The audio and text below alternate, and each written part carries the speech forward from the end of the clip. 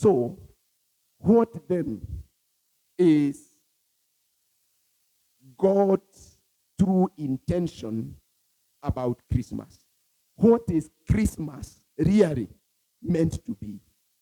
Kama macho yetu ingefunguka na tuweze kujua mapenzi ya Mungu kuhusu Krismasi, basi Krismasi ni nini? Na tulianza kwa kusema ya kwamba katika kitabu cha Matthew chapter 1 verse 21 to verse 23. Matthew chapter 1 verse 21 to 23, the Bible says, "And she will bring forth a son, and you shall call his name Jesus, for he will save his people from their sin." That was the projected purpose of Christmas. Ya kwamba the appearance of Jesus Christ, the Son of the living God, is that he will save his people from their sin. Rarely is this reason talked about when we speak about Christmas. Verse 22, "So all this was done that it may be fulfilled which was spoken by the Lord through the prophet, saying," verse 23, "Behold, the virgin shall be with child and bear a son, and they shall call his name Emmanuel," which translated God with us. Na kila mmoja wetu akapata nafasi ya kuangalia njia mbili ambazo watu hutumia Krismasi. You remember? We wrote, Jesus is here, or Jesus is. Na tukisema ukweli, wengi wetu tulisoma gani? Jesus is nowhere. Kama tungezungumza ukweli, wakati tunatafakari mambo ya Krismasi, we are usually talking about Jesus is nowhere. At least chicken are somewhere, good clothes are somewhere, na buzi is somewhere, na usafiri. Unasikia mtu akisema hata walipishe 5,000. Mimi Krismasi na umesikia kitu kama hiyo? Usafiri uko. The only one missing is Jesus is not here. So the real reason for Christmas is that God is here. You will call his name Emmanuel, which means God is here. The purpose of Christmas, and it comes 6 days before we cross over into the new year. Every time before we cross into the new year, we get a time to say Emmanuel. Now, as we end the year, and as we move to the new year, God is here with us. We are not crossing into 2026 alone. Emmanuel, God is with us.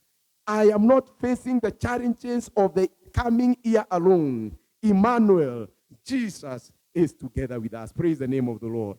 But the devil knew if you would cross over with God being with you, he will not be able to get you. And so he took your mind from God with us, and you came with the celebrations, you came with misplaced opportunity, misplaced priorities, and the consequences will be felt in January.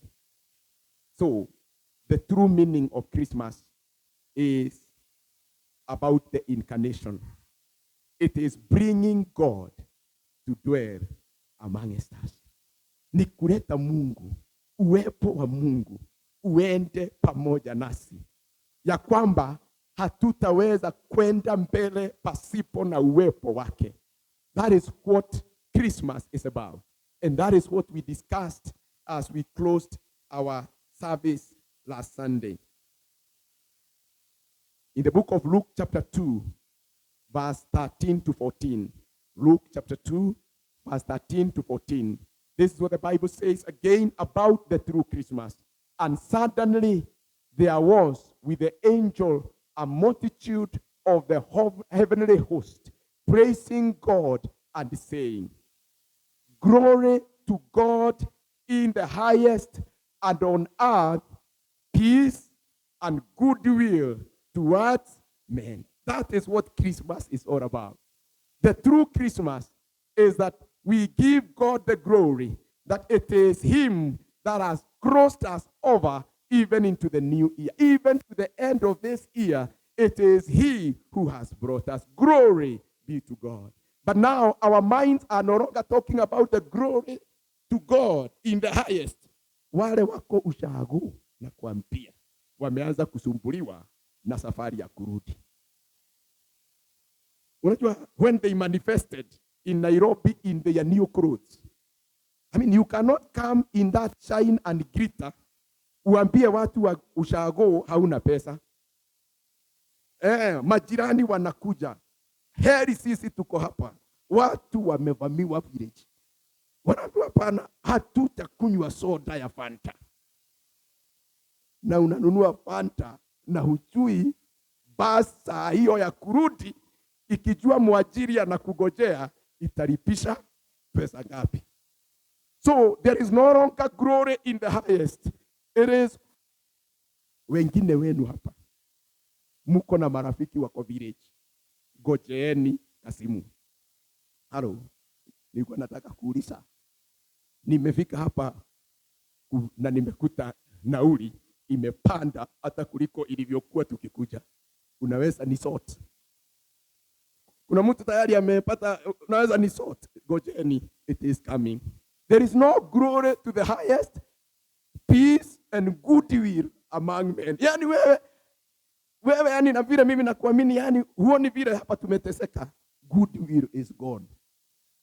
Na kama ulivaa nguo ya wenyewe, ujue ile njia utakuwa ukipitia ukifika karibu na hiyo duka yake. So, true Christmas is glory to God in the highest, and on earth peace and goodwill towards men. That was what God intended.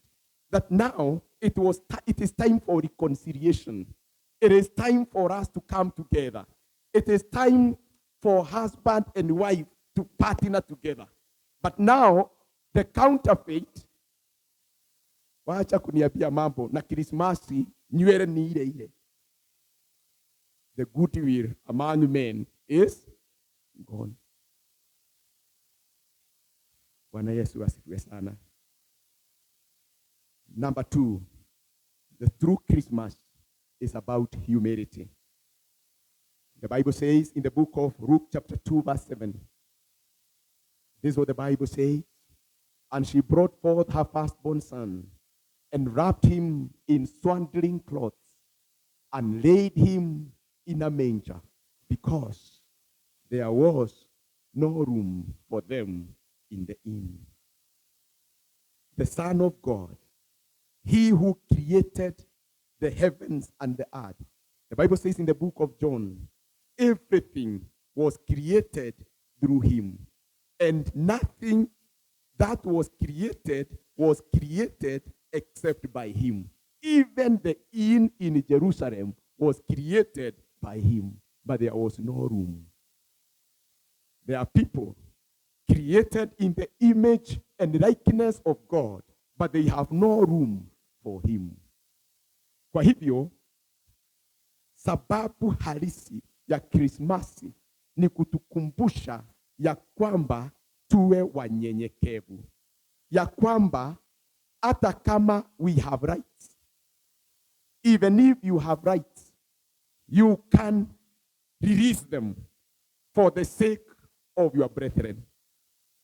Jesus had the power. He was God, although He was in baby form, to create a stampede in the inn so that there may be a praise for Mary and Joseph. But He didn't. Humility. Christmas teaches us that although as a husband I have rights, although as a wife I have rights, I can step down and release my rights to another. That it must not always be me, myself, and I.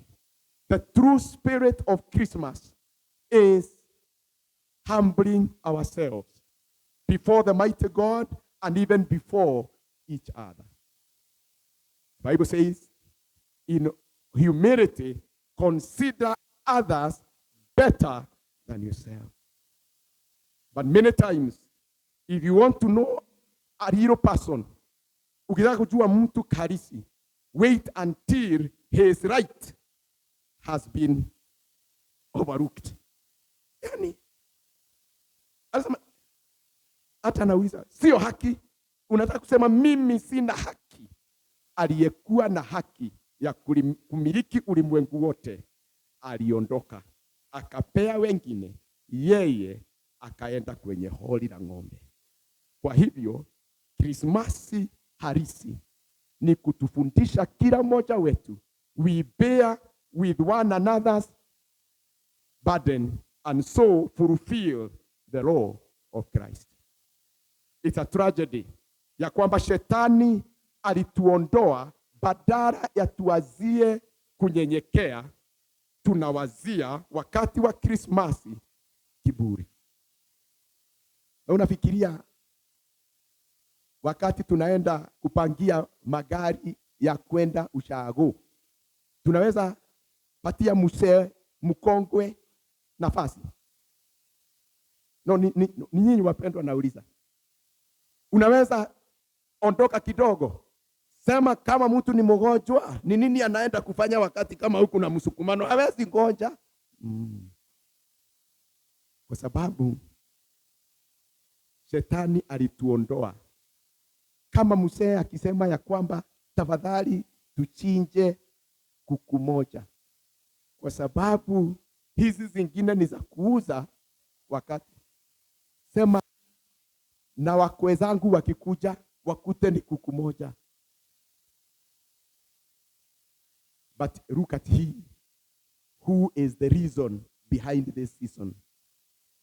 Hata kama ulimwengu ni wake, alikubali kukaa pamoja na wanyama.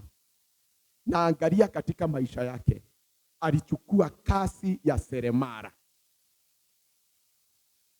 Na Biblia inasema ya kwamba he was without sin. Kwa hivyo seremala wote ambao wanatuahidi, mafundi wote ambao wanatuahidi siku ile tutakujia vitu vyetu, mjue ya kwamba kulikuwa na seremala ambaye alinyenyekea. Akikwambia ukujie siku hii, afadhali asilale, kwa sababu Biblia inasema in all these things he was without sin. But look at him. If you look at the Bible, this is what it says concerning him. They came as poor people. In the book of Luke chapter 2 verse 24, the reason for Christmas, yule alikuwa ambaye ndiye sababu ya Christmas, wakati alipelekwa mbele ya kuhani to offer a sacrifice according to what is said in the law of the Lord, a pair of turtle doves or 2 young pigeons. Leviticus 12:8. The Bible says there were 2 ways of going to take your child before God for dedication. Wale ambao wanaletaga watoto kwa dedication bila kitu, Maria alidhihirisha na Yosefu walikuwa maskini, but they brought 2 turtle doves and a pair of pigeons. But in Leviticus, the Bible says, and if she is not able to bring a lamb, what was expected was a lamb. Watu wenye pesa walikuwa wanapeleka nini? A lamb. Then she may bring, if she cannot afford, so Jesus belonged to those who could not afford. But for us to celebrate him, we wear clothes we cannot afford. We cook dishes we cannot afford. We take journeys we cannot afford. To celebrate he who, although he owned anything, lived as though he could afford nothing. teaching us humility. Bwana Yesu asifiwe sana. Actually, Jesus owned nothing. Even when he died, they borrowed a tomb to lay him there. So friends and brethren, true Christmas is not about showmanship. It is not about doing things that we cannot be able to afford. It is about reminding each one of us that he who came from heaven humbled himself, and the beauty of humility. The Bible says, because he humbled himself even unto the death on the cross, God has highly exalted him and given him a name that is above every name. Tunaomba ya kwamba sisi ambao tulikaa kirasi yetu hata tukanyenyekea, hata kama tugeenda, naye Mungu atupatie jina, siku ile tutamanifest. Hata kama tutamanifest, ni wakati gani magari inakuaga na pesa kidogo? Ni Januari. Kuna wapendwa kama mimi tunagojea Januari. Magari hata hauna hata 500. Unasema niko na 4. Unafanya nini? Ingia ndani. Sasa na sisi tukifika kwa village, kwa wakati badala, Mungu atupatie jina ambalo liko juu ya majina waliotutangulia. Bwana Yesu asifiwe sana. Bwana Yesu apewe sifa. Number 3.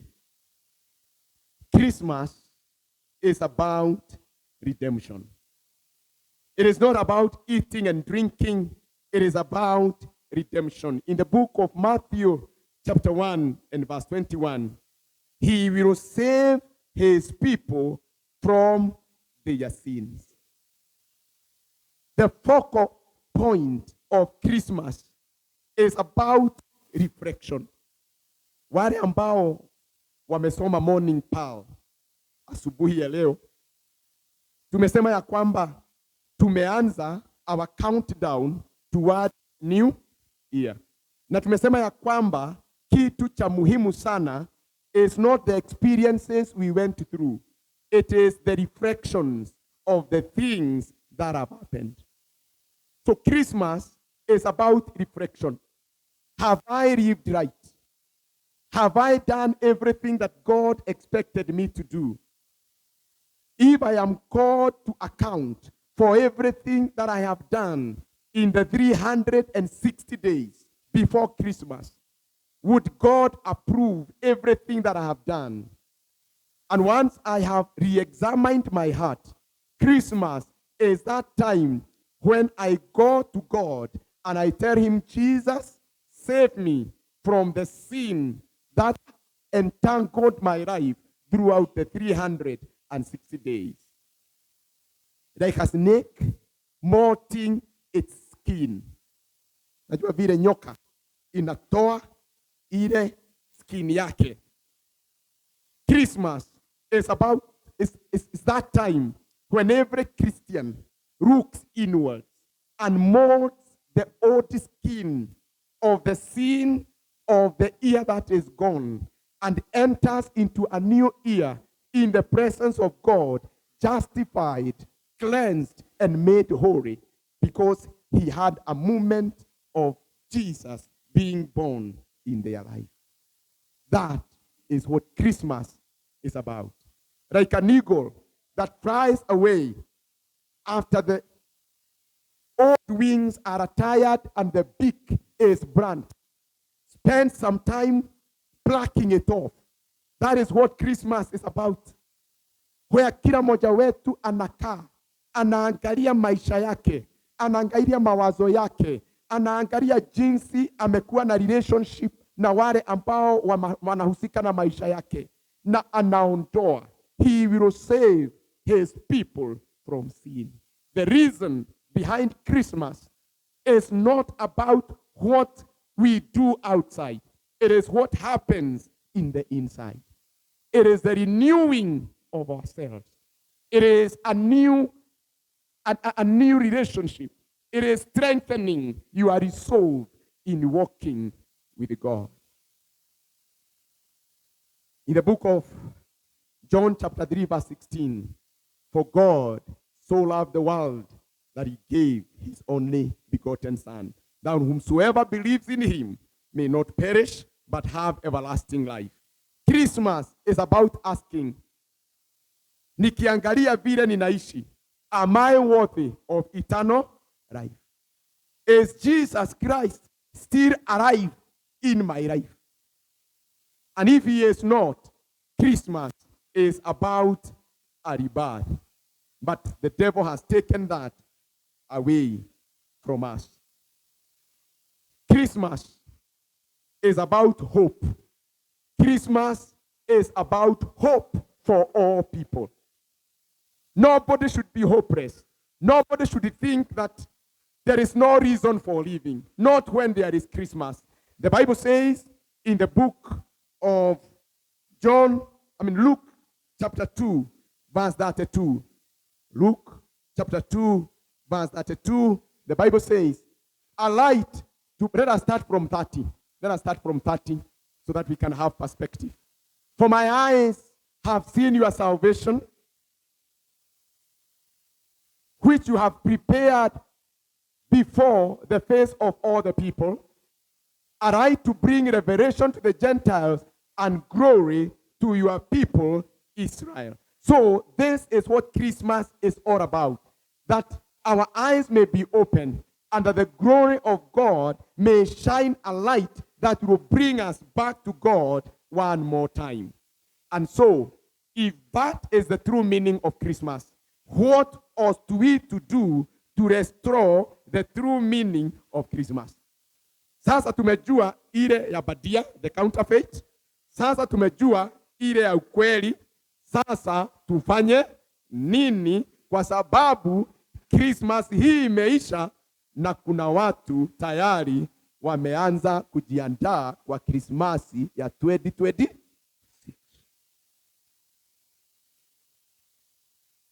Hata wanasema hii umenishida, tugojee hiyo ingine, mutaona vile nitajimanifest. How ought we now to prepare ourselves for the next Christmas? And I want to give you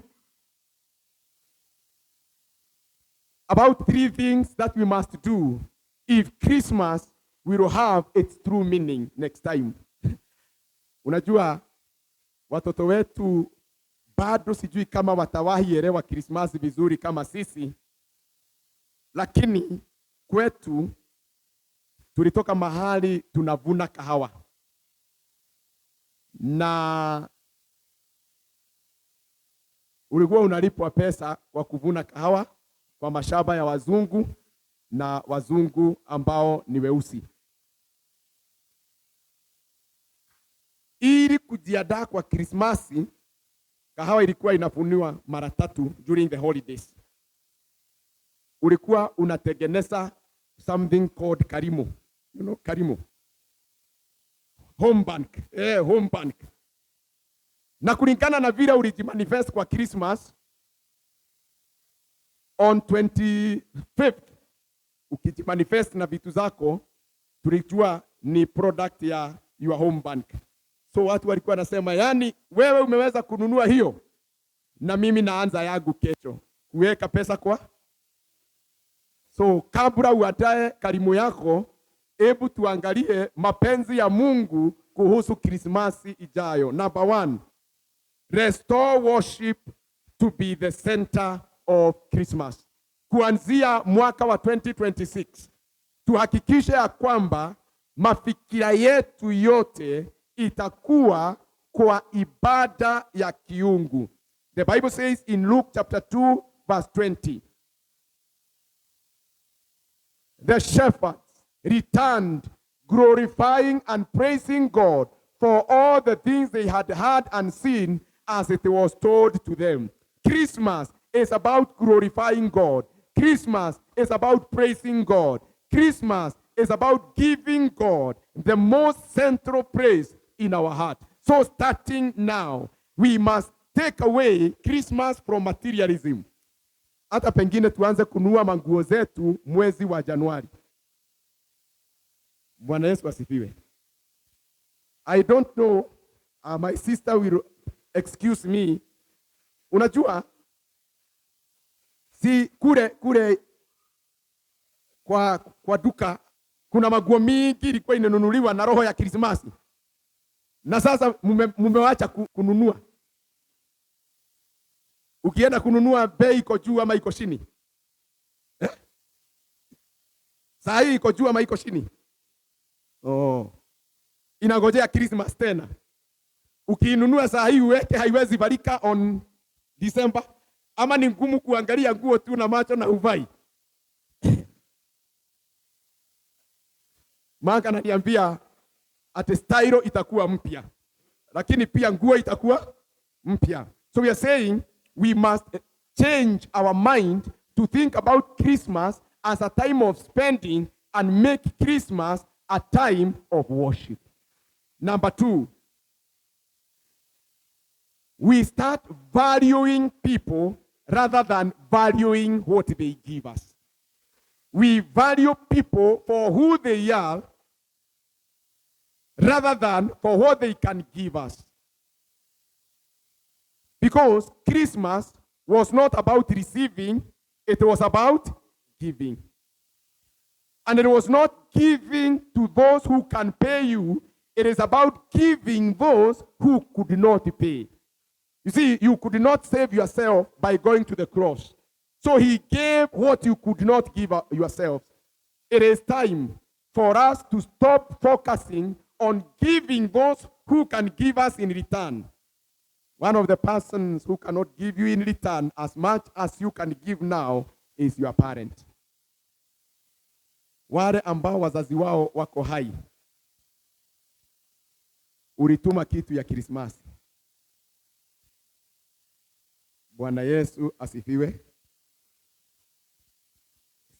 Najua watu wanasema hivi, lakini mbingu ndio inajua ukweli wa maneno haya. Kuna watu walipigiwa simu wakaona ni mzee ama ni mama wakanyonga, semeni amen.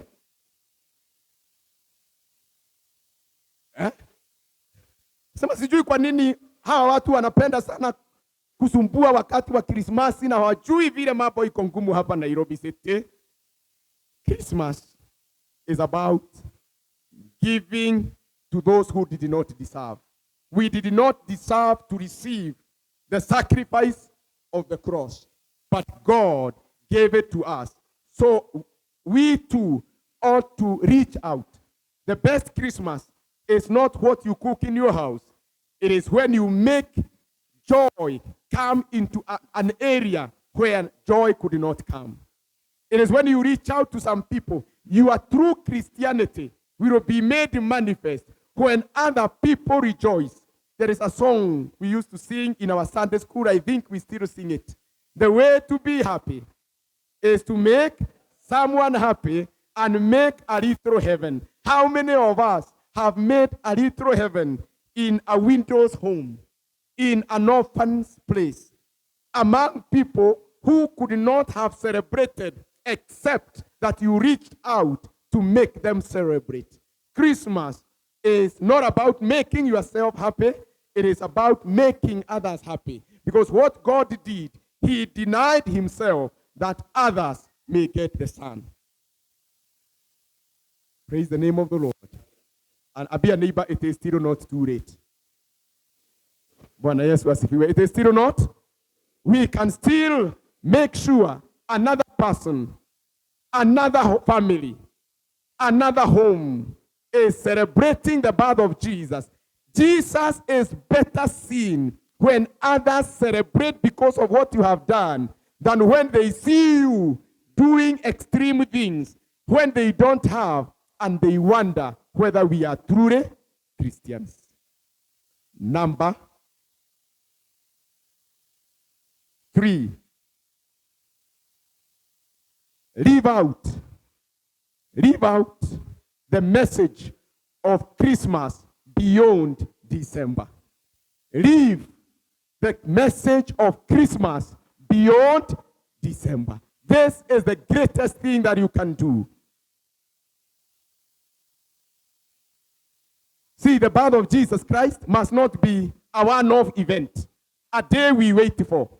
It must be a daily occurrence where Jesus Christ is born anew in our lives. In the book of Romans, chapter 12, from verse 1, the Bible says,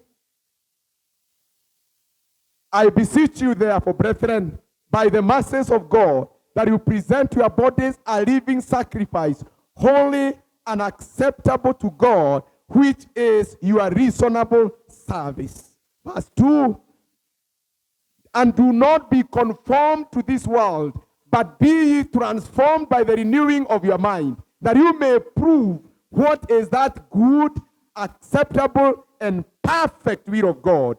Christmas must be a daily experience that we show off the perfect will of God in our lives day after day, not just during Christmas.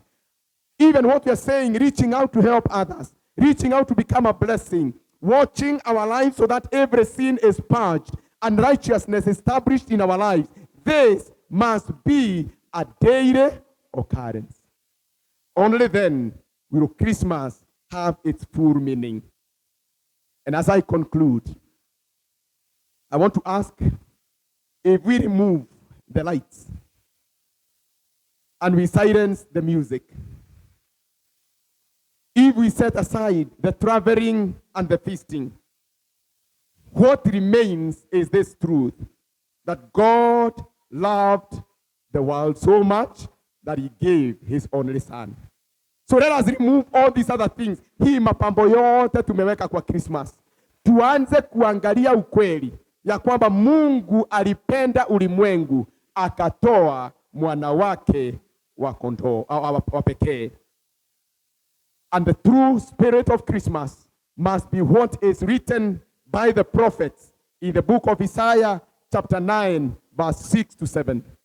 This must be what Christmas is about. For unto us a child is born, unto us a son is given. A child is born, but a son is given, and the government will be upon his shoulders. Christmas is about a son who the government of the world is upon his shoulders, and his name will be called Wonderful. The reason for Christmas is that going beyond Christmas season, our lives may be transformed and may be made wonderful. He will become our counselor. As we go into 2026, Christmas was to give us a counselor. We pay a lot of money to go to counselors, but God has offered us a free counselor. His name is Jesus Christ. Before you ask somebody else, why don't you talk to the counselor? He who has been given unto us free of charge. His name shall be called Counselor. Number 3, his name is Mighty God. What you cannot do for yourself, now you have a mighty God in your life who can do it for you. The Bible says, I can do all things through Christ who strengtheneth me. He is born in my life. He is the mighty God. What I cannot do, I can leave it to him. The Bible says, don't be anxious for anything, but in everything through prayer and supplication, make your request known unto him. And because he is the mighty God, and he has been born and he has been given unto us, we can go into the new year assured that we are going to make it in Jesus' name. Number 4, everlasting Father. You don't have to be afraid of tomorrow. If Christmas really means what it is supposed to mean for you, you cannot fear the vestiges and the challenges of tomorrow, because he is your everlasting Father. Beyond death, you can have a blessed assurance that on the other side of the river, he will be waiting for you, because he is the everlasting Father. For him we live, and to him we come when eternity ends. Christmas is not just about preparing us for this time. It is for eternity. And while we wait for eternity, we can have the Prince of Peace. When Jesus was leaving, he said, my peace I leave you. Not like the world giveth unto you, but my peace. It is possible in the turbulent times we live in. If Christmas has its true meaning, you can live through it in peace. Politics will not bother you. Najua kuna watu saa hii hawana namna kwa sababu ya siasa. You can go through it. Watch at the economy. They have no peace because of economy. Wanasema economy imeharibika. Hata kuna watu maisha yao kutoka wakati ilisemekana barabara itaudwa hawapumziki. Wanauliza sasa pesa yote ikipelekwa kwa barabara. Now Christmas came to give us the Prince of Peace. That you can have peace because you know your tomorrow is secure in the hand of a son who was born and a child who was given. When I take it to the Lord in prayer, this is what Jesus told his disciples before he left. He told them some very reassuring words. He said, before now, you could not ask anything because I was with you.